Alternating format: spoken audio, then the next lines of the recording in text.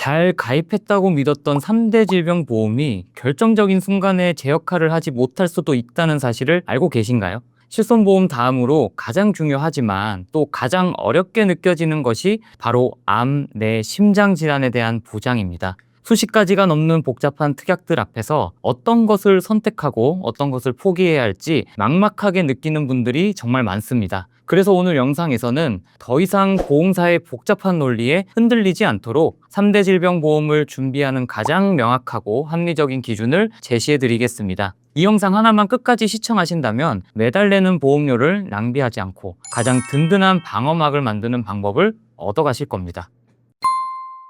그럼 본론으로 들어가 3대 질병보험의 첫 번째 기준, 바로 암보험부터 살펴보겠습니다. 암보험을 알아보다 보면 진단비는 물론 수술비, 입원 일당, 항암 치료비 등 수많은 특약의 홍수 속에서 길을 잃기 쉽습니다. 하지만 모든 보장의 가장 근본이 되는 기준점은 단 하나, 바로 진단비입니다. 암으로 진단받는 순간 환자와 그 가족은 치료비 외에도 간병비 등 예측 불가능한 경제적 어려움에 직면하게 됩니다. 이때 진단비는 치료에 전념할 수 있게 하는 가장 강력하고 실질적인 버팀목이 되어주기 때문인데요. 따라서 가장 먼저 그리고 가장 넉넉하게 준비해야 할 것은 바로 일반암 진단비와 유사암 진단비, 이 두 가지입니다. 유사암이란 갑상선암, 기타 피부암, 경계성 종양, 제자리암을 말하는데 이 네 가지를 제외한 거의 모든 암을 보장하는 것이 일반암 진단비입니다. 이 두 가지만 제대로 갖추어도 대부분의 암 위험은 충분히 대비가 가능한데요. 간혹 보험료 부담을 높이는 고액암이나 특정암 관련 특약을 고민하는 분들이 계시지만 이는 일반암 진단비 규모를 충분히 확보한 후에 고려해도 늦지 않습니다. 제한된 예산 안에서는 선택과 집중이 무엇보다 중요합니다.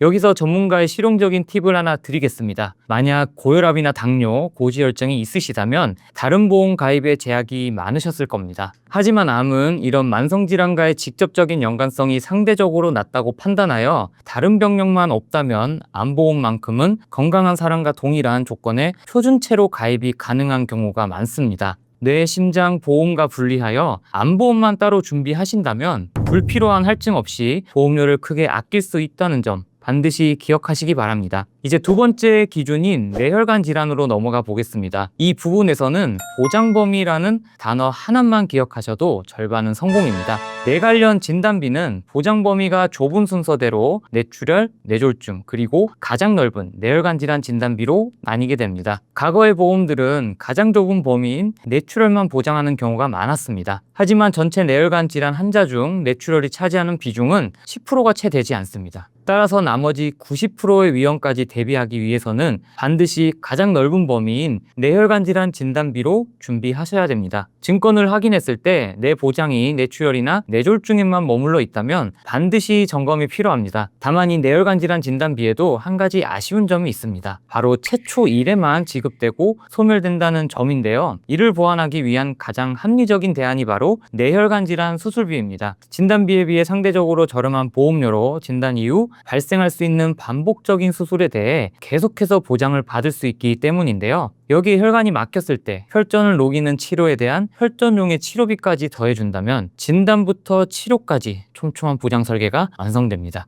마지막 세 번째 기준, 심장질환 보험입니다. 심장질환은 뇌혈관 질환과 유사하지만 가성비를 고려한 조금 더 현명한 전략이 필요합니다. 과거부터 가장 기본이 되는 담보는 허혈성 심장질환 진단비였습니다. 이는 협심증과 급성심근경색증을 포함하여 전체 심장질환의 상당 부분을 차지하는 중요한 보장인데요. 최근에는 여기서 더 나아가 부정맥이나 심부전까지 보장하는 범위가 훨씬 넓은 심혈관 질환 관련 담보들이 출시되고 있습니다. 하지만 보장 범위가 넓어진 만큼 보험료는 허혈성 진단비보다 2배, 3배 이상 비싸고 가입 한도도 낮게 설정되는 경우가 대부분인데요. 여기서 무조건 가장 넓은 진단비를 고집하기보다는 현명한 균형점을 찾는 것이 중요합니다. 제가 추천하는 가장 합리적인 가성비 전략은 이렇습니다. 먼저 기본이 되는 허혈성 심장질환 진단비를 충분한 한도로 탄탄하게 구성하고요. 여기다가 보장하지 못하는 부정맥 등 기타 심장질환의 위험은 보험료가 상대적으로 저렴한 심장질환 수술비 담보를 활용하여 넓게 보완하는 것입니다. 이렇게 진단비와 수술비의 역할을 전략적으로 분담하면 최소한의 비용으로 최대한의 보장 효과를 만들어낼 수 있습니다.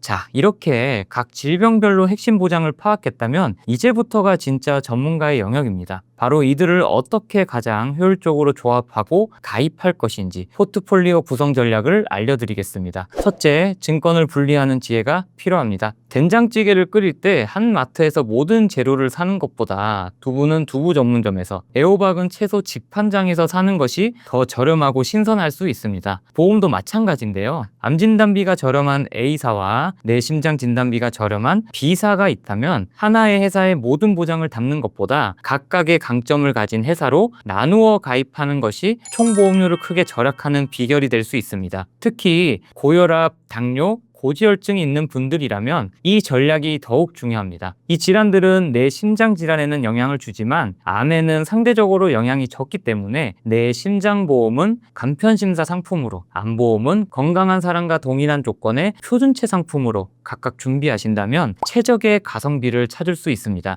둘째, 보험료 부담을 낮추는 무해지 환급형을 적극 활용하는 것입니다. 이 상품은 납입기간 중에 해지하면 해지환급금이 없거나 매우 적은 대신 표준형 상품보다 월 보험료를 약 20-30%가량 저렴하게 설계한 상품입니다. 보험은 중간에 해지하지 않고 만기까지 길게 유지하는 것을 전제로 하는 장기 상품이므로 보험료 부담을 낮추고 꾸준히 유지를 목적으로 한다면 무해지 환급형은 매우 현명한 선택지가 될 수 있습니다. 이처럼 어떤 담보를 선택하는가만큼이나 어떤 방식으로 상품을 조합하고 설계하는가에 따라 여러분의 보험은 완전히 다른 가치를 갖게 됩니다. 오늘 우리는 3대 질병보험을 준비하는 가장 핵심적인 기준에 대해 알아보았습니다. 암보험은 무엇보다 진단비에 집중해야 하며 뇌와 심장질환은 보장 범위와 가성비의 현명한 균형점을 찾는 것이 핵심이었습니다. 그리고 이 모든 것을 증권분리와 같은 전략적인 설계를 통해 더욱 합리적으로 완성할 수 있다는 점까지 확인했습니다. 보험은 단순히 아플 때를 대비하는 비용이 아니라 나와 내 가족의 평온한 미래를 지키는 가장 중요한 자산 중 하나입니다. 오늘 영상을 보시고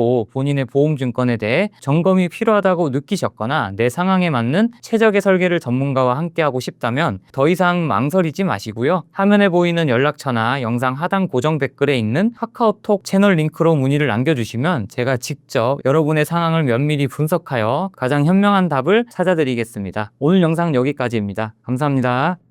본 광고는 심의 기준을 준수하였으며 유효기간은 심의 일로부터 1년입니다.